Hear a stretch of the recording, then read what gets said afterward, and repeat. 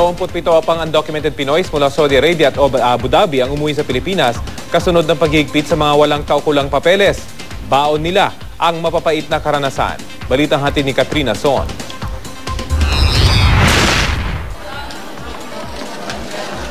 Alas 11:30 ng gabi nang dumating sa bansa ang 27 OFW na nagmula sa Abu Dhabi at sa Riyadh, Saudi Arabia. Sila ay kabilang sa mga undocumented worker.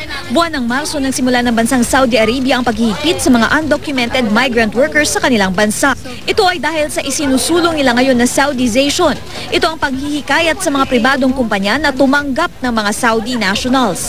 Itinakda ang full implementation nito kahapon, November 3, 2013. Karamihan sa mga umuwing mga OFW ay mga kababaihan.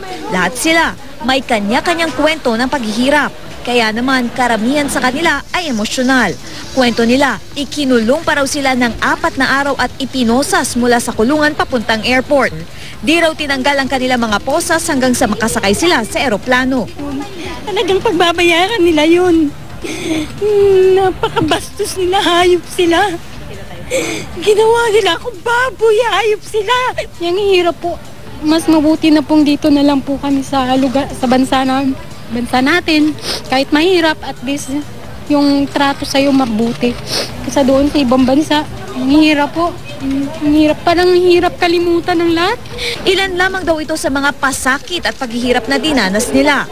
Kaya naman para sa mga OFW na nakauwi, malaking bagay daw para sa kanila ang makabalik sa ating bansa.